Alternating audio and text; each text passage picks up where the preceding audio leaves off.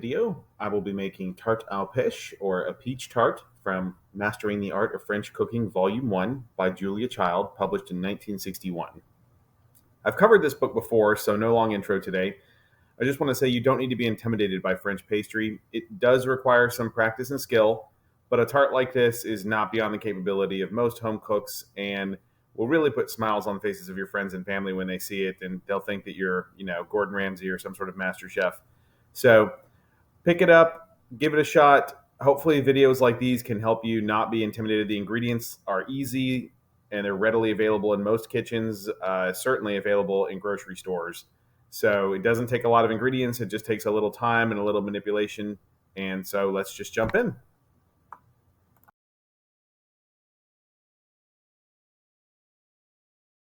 The first thing we're going to do, as with any tart, is make our crust. So with sweet tarts, it's called, usually, not always, but usually you're using what's called a short sweet crust as opposed to a short crust for a savory tart. And so in order to do that, you want your butter to be at room temperature. And we're going to just try to cream it here. Okay. Now we're just going to continue forward here, and we've added the salt. Now we're going to add the egg mixture.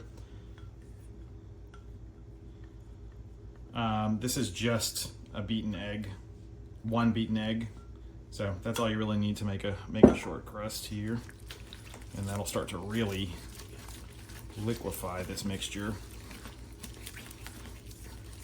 as the ingredients get incorporated here.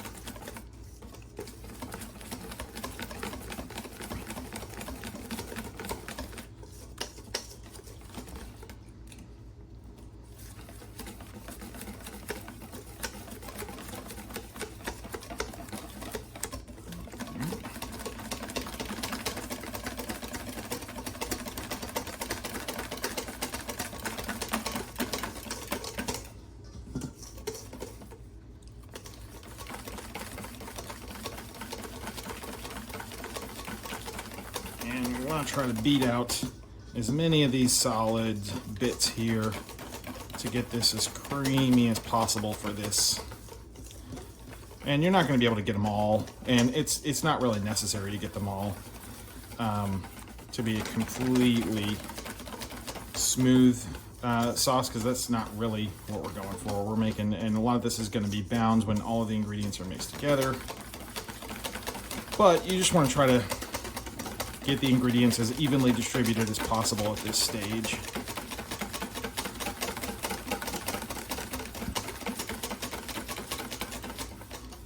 Okay. All right, and then the last thing we're going to do is add our sifted flour.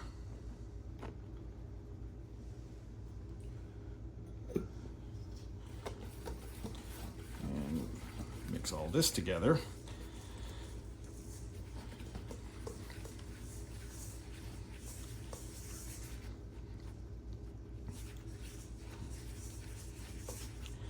And this all could be done, by the way, again, with the paddle attachment of a stand mixer. I'm just not doing that for illustrative purposes here today.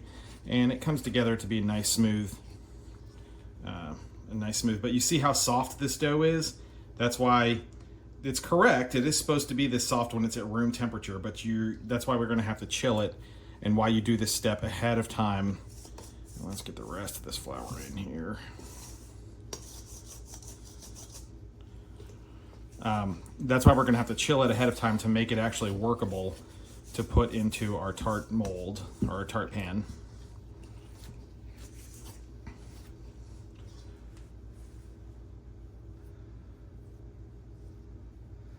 Okay, let's do this. We'll let this. And generally speaking, almost always letting when you're mixing at the stage where you mix flour into things, letting it take a minute to really take in those ingredients. It does not happen automatically, or just instantly, I should say. So letting it have some time to take those ingredients in and really bond and absorb with them is key.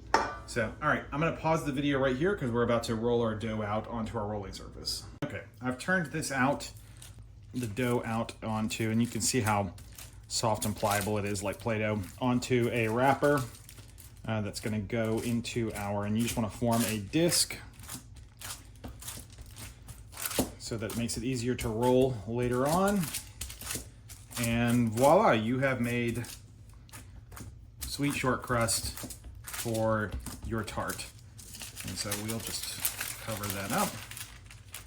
These wrappers, by the way, are super useful for a whole bunch of purposes, this just being one of them. And so we're gonna cover that up, and we're gonna put that in the fridge and let that chill for at least 2 hours, but they can last for days, a few days in the fridge. So you can make a bunch of these if you're gonna make a bunch of tarts ahead of time. And that is our sweet short crust. We'll move on to making the tart next. Okay, I've got our sweet crust dough here, and I've floured a surface. You wanna work quickly with this while it's still cold, and just roll it out.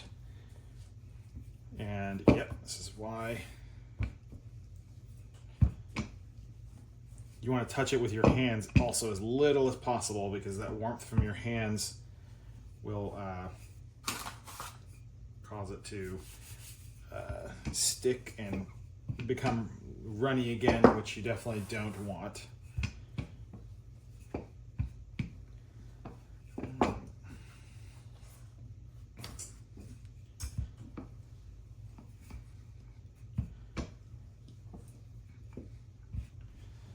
And if you've got your tart pan handy, you're going to need it. This is going to roll out to be pretty thin, but if you've buttered it, that should be fine. Got your tart pan handy here. I've gone ahead and yeah, that should be just fine. Let's get just a little bit more on this side.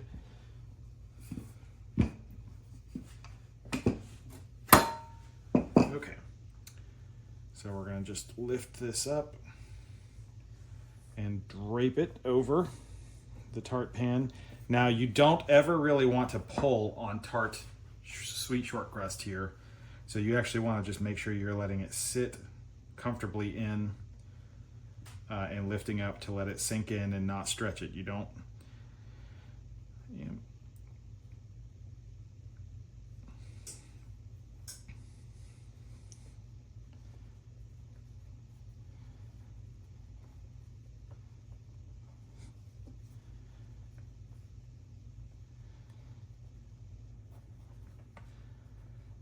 okay.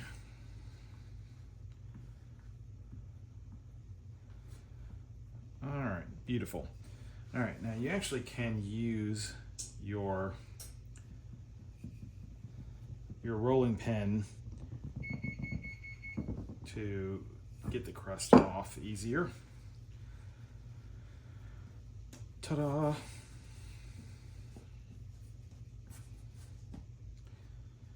And then we're just gonna, we want it to slightly come up over the edges here so that the reason I'm doing this is to help stop it from sinking down once it bakes. And actually we're gonna do one more thing by putting this in the freezer before we put it in the oven to stop the dough from sinking down the sides of the tart pan, because that will happen if you put it in the oven. And then what we do is after we've done this, we will file it back down so that it looks nice and pretty again. So, all right, I'm gonna finish this up. Real quick, this is our peaches, and we're just gonna drop them into this boiling water for about 30 seconds, and this is going to let us easily peel the skins off and cut them. So, just be super quick with this here.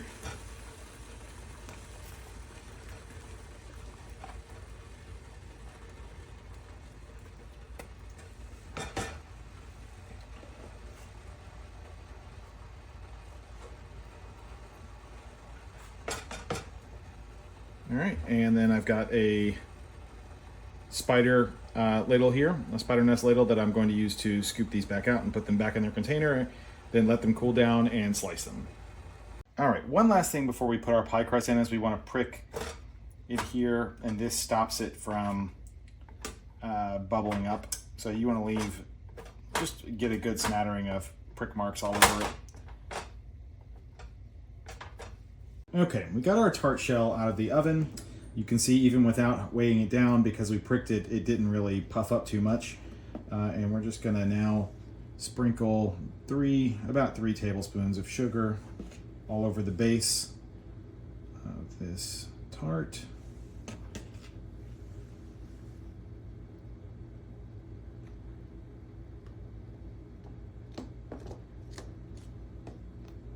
Just trying to get sort of an even distribution there.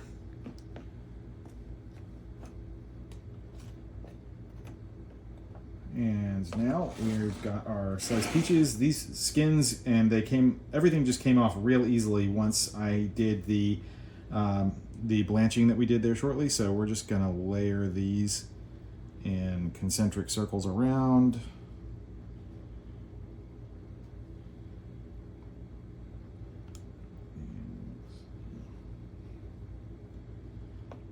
And this is gonna take a little bit, so I'm gonna do this and we will be back. Just wanted to show you guys the first concentric ring here. So you can, if you slice thin, you can fit a lot of peach slices in here. So we're gonna go ahead and do the inner ring now. Okay, we finished our concentric rings, and now we're just gonna add the rest of the sugar over the top here. Try to spread that. It doesn't have to be exact, but try to spread it around as much as you can, so that everything gets a little bit.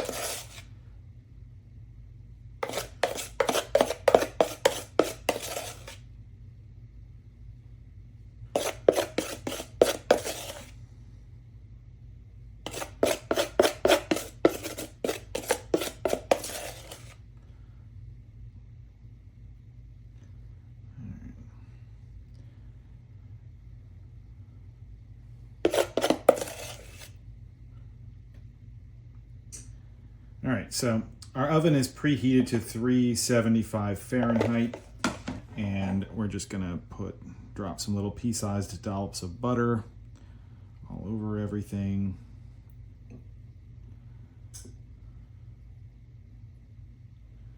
This should be overall should be about 2 tablespoons worth. And again, you don't have to be, at this stage, you don't have to be exact with anything. Just kind of get it spread out evenly all over the place.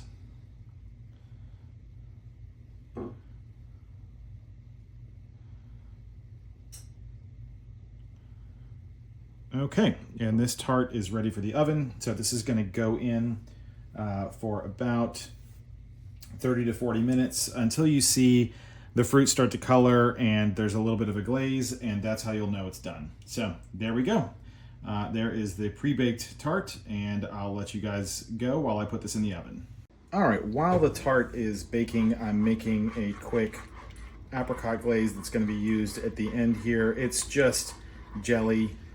It's apricot jelly or jam, preserves mixed with water, and then bring it to a simmer, a boiling simmer, a bubbling simmer on the stove. Let some of that water evaporate out until you get a smooth glaze that you can baste with. So just wanted to, this is a super easy but a very good finishing touch for tarts. A lot of French tarts do this with apricot glaze. So just wanted to show you guys that before we hit the next step. Okay, our tart came out of the oven and is looking really good. I ran our apricot glaze through a sieve to get any of the tough bits out of the from the preserves out of it. So we're just gonna sprinkle that all over the top.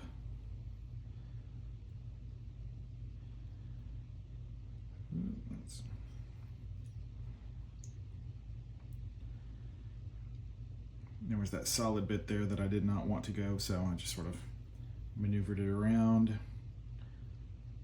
And yeah, this is going to come out really good.